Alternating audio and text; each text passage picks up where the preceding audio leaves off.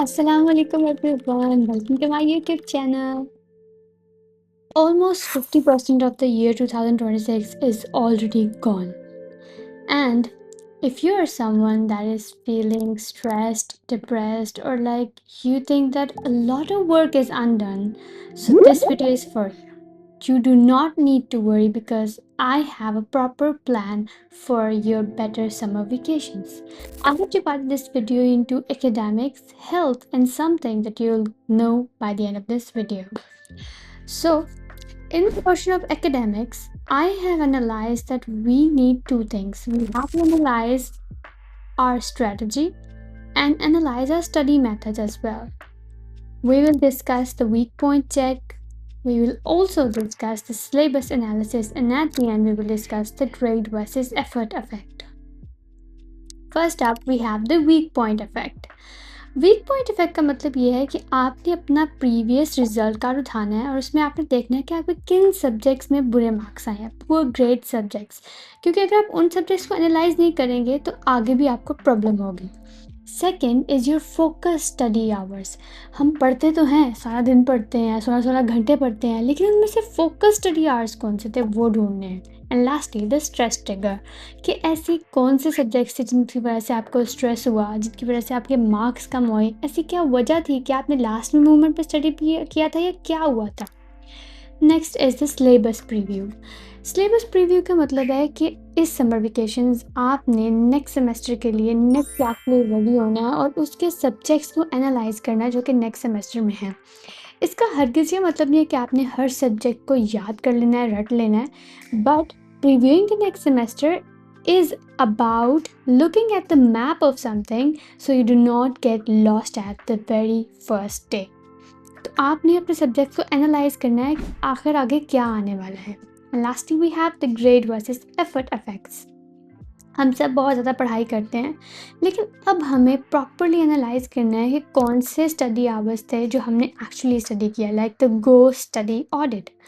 आपने properly analyse करना है कि आपने गो स्टडी कितने टाइम किया है और रियल स्टडी कितने टाइम किया है। Because we study but we do not think कि हर स्टडी आवर एक प्रोडक्टिव स्टडी आवर ही होगा, क्योंकि we have a lot of distractions in the form of mobile phone और नेटफ्लिक्स और एनीथिंग, तो हम डिस्ट्रैक्ट हो जाते हैं। तो actual study hours versus the go studying hours हमें आइडेंटिफाई करने पड़ेंगे। नेक्स्ट थिंग जो कि बहुत इंपॉर्टेंट है वो है the last minute cost. Mostly students important topics को लास्ट मिनट के लिए छोड़ देते हैं कि एंड पे कर लेंगे, हो जाएगा, but this cause it's a real stress. तो ये काम आपने नहीं करना। इससे क्या होता है कि आप जो मेन टॉपिक्स जो वो लास्ट डे के लिए छोड़ देते हो और वही इतने इंपॉर्टेंट और इतने मेन होते हैं कि आप एंड पे फुल ऑन स्ट्रेस में आ जाते हो और आपसे काम होता ही नहीं है, चाहे वो जितना ईजी हो या जितना मुश्किल हो, क्योंकि लास्ट मिनट के लिए छोड़ा होता है तो वो कभी कंप्लीट हो ही नहीं पाता। And it results into temporary short term memory. मतलब कि वो जो लास्ट मिनट पे आपने चीज़ याद की होती है वो आपको सिर्फ थोड़े टाइम के लिए याद रहती है, और इसकी वजह से जब भी कभी आपसे फ्यूचर में इसके बारे में सवाल पूछा जाता है तो you are left completely blank.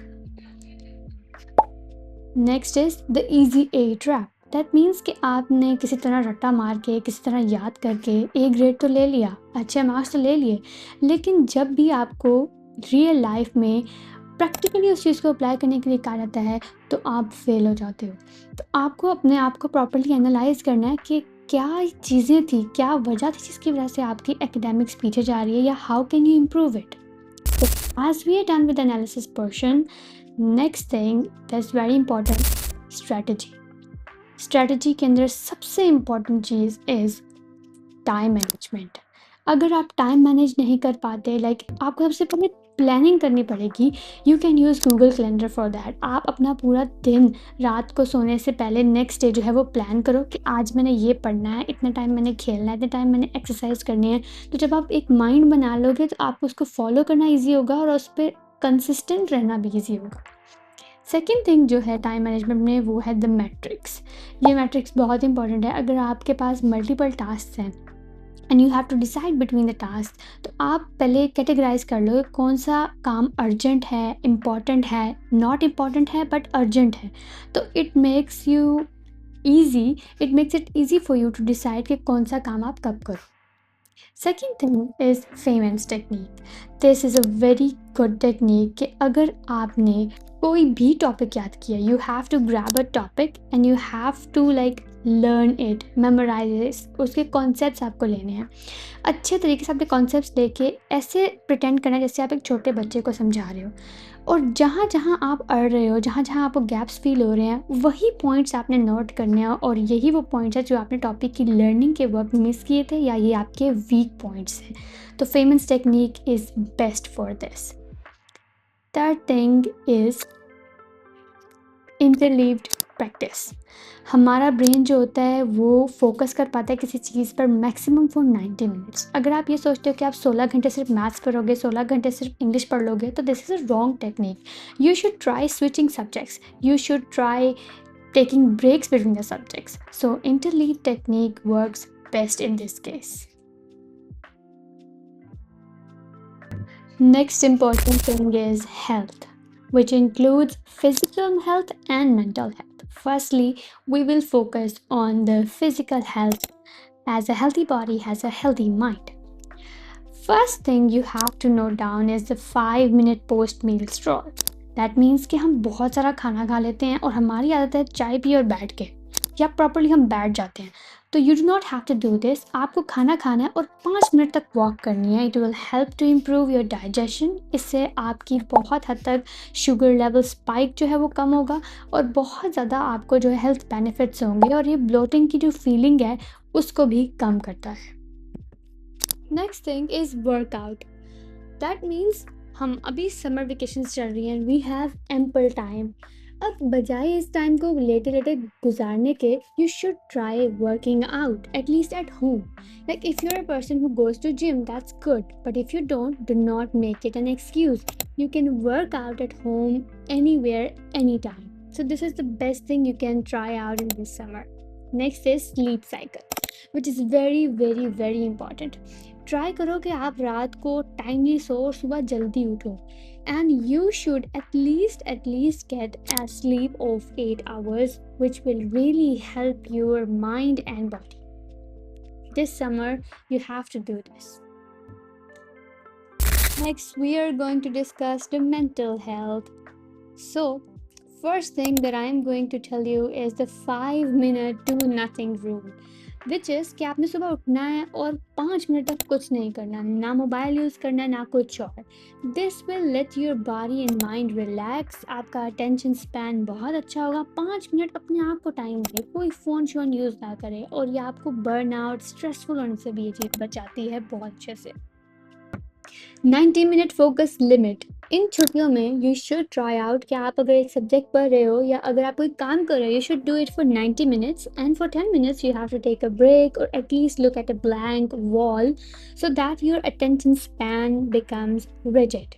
Because हमारा ब्रेन जो है वो 90 मिनट से ज़्यादा प्रॉपरली किसी चीज़ पर फोकस नहीं कर सकता. So to improve productivity you have to do this.